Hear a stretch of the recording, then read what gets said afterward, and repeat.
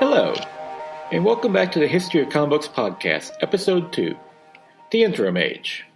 The period between the Golden Age and the Silver Age of comics is considered between 1945 and 1956. It is mostly marked by the reduction in sales matched by the regulation brought on by the increased scrutiny and the CCA, otherwise known as the Comics Code Authority.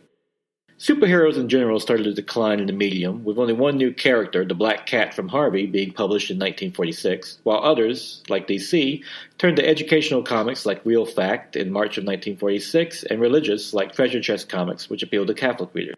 In 1947, Joe Simon and Jack Kirby tried something new when they created My Date Comics, which was quickly canceled, but then created Young Romance in September, thus creating the romance comics genre. Yes, the same people that created Captain America, who famously punched out Hitler on his cover, also delved into romance.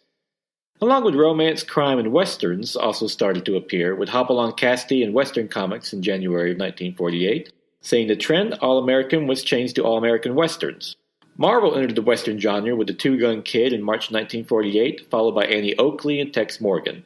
It also entered the romance genre with My Romance by Stan Lee, who was quite frankly writing everything that Marvel asked him to. However, it was the crime genre that was the biggest, with Crimes by Women in June of 1948 and Murder Incorporated in January of 1948.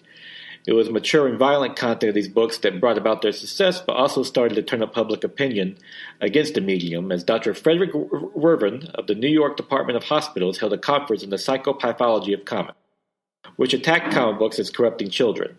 At the same time, ABC broadcast the special What's Wrong with Comics? All this scrutiny led to the industry to try to self-regulate with the Association of Comic Publishers. Unfortunately, since the leader of the group was Bill Gaines, whose EC Comic Books was the target of much of the scrutiny, many publishers rejected the organization for their own in-house codes. At Marvel, Strange Tales was published in 1951, which would become the future home of Human Torch and Doctor Strange. At this point, superhero comics continued their decline, and outside Superman and Batman, many saw their comic books replaced by other genres, such as Submariner and the Human Torch, whose titles were turned into romance ones.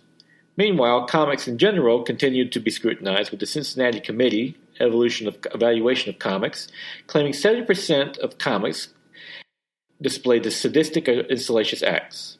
However, a 1950 Senate Committee on Crime Comics came to an inconclusive conclusion on their effects. Meanwhile, in April of 1950, EC under Bill Gaines decided to double down on pushing the envelope, launching Vault of Horror, Crypt of Terror, and Halt of Fear as part of their new trend comics. In 1953, they launched the titles Weird Fantasy and Weird Science. Licensed comics also made some notable issues, such as The Adventures of Dean Martin and Jerry Lewis, a series so popular it continued after the real-life duo broke up. However, it was crime and war comics that still dominated, as superheroes, Superman and Batman, were only helped out by their TV shows and serials, such as the George Reed's Superman show on 1952. At EC, it launched the comic Tales Calculated to Drive You Mad, a satire humor comic that would later be shortened to the much more popular title, Mad. In 1953, Fawcett Publishing lost its long-running legal battle over Captain Marvel and DC, accusing it of copying Superman. As a result, both comics, Captain Marvel Adventures and the Marvel family, ended. Over in Britain, though, to pick up the slack, Marvel Man was created by Mike Angelo, with Marvel Man number 25, would run for 370 issues till February of 1963. Becoming one of Britain's most beloved superheroes. In 1954, The Seduction of Innocence was published by Frederick Werven, which attacked comics as the source of juvenile crime, along with claiming homosexual relationships between superheroes and their sidekicks like Batman and Robin. While outrageous, and particularly when Werven said the comics were the worse than Hitler, which particularly enraged the numerous Jewish and World War II veterans in the industry, it was only made worse by Bill Gaines' disastrous testimony on the Judiciary Senate Subcommittee on Juvenile Delinquency. As a result, public pressure mounted and the comic industry finally decided to self-regulate with the Comics Code Authority, otherwise known as the CCA, on October 26, 1954. While made with good intentions, such as provisions preventing bigotry based on race or religion, it also stifled creativity and innovation, and especially hurt EC, as it banned the use of the words horror and crime in the titles.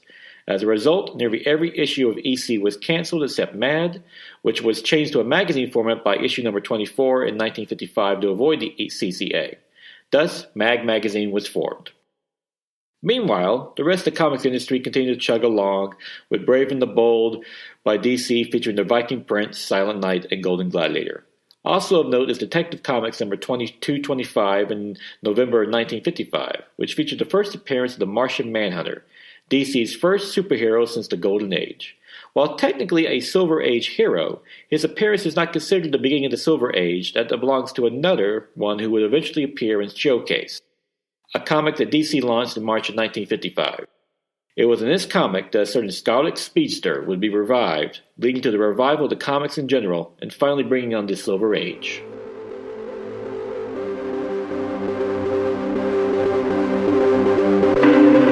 And now it is May 10th, 2018, time for the reviews. First off, of course, favorite comic book this week, Batman White Knight number 8 by Sean Murphy. A superb conclusion to the fantastic Elseworlds miniseries that features a reformed Joker now calling himself Jack Napier, trying to rescue Gotham from what he believes to be the worst threat, Batman. However, in this issue, the two have to finally team up to take down Harley Quinn and his fellow Batman villains from freezing Gotham. A fantastic issue that truly explores who really is the hero of Gotham. Is it Batman, or is it Batman causing it, or is he creating the villains he's making? That truly sets a new standard. Plus, reaffirms Sean Murphy as an A-list talent in the industry. His writing and art both are breakneck pace, and he gives one of the most atmospheric looks of Gotham in recent memory. Also, in anticipation for the upcoming sequel, I finally dusted off my Incredibles 2 DVD, and I have to say this movie has not aged a day. It remains one of the best superhero movies ever made, and my personal favorite Pixar movie. The voice casting is spot on, with Craig D. Nelson and Holly Hunter stealing the show as Mr. Incredible and Elastigirl, and the brilliance of it by Brad Bird, writer-director, is that it manages to balance both the super and the mundane. Whether it be family arguments, in which the speedster boy Flash fights with his sister who is invisible and has force fields, or doing household chores. It's very helpful to have someone with super strength lift the furniture when you're trying to vacuum. Overall, this is easily one of the best superhero films ever made, and for a comic book reference, it has great references to Watchmen and The Spirit. Highly recommended. Just one of the best superhero films ever made to see, and I cannot wait for that sequel. Well, that's it for today. I hope you enjoyed this episode, and come join me next week when we get to the Silver Age of comic books, as that Scarlet Speedster we all know makes his debut.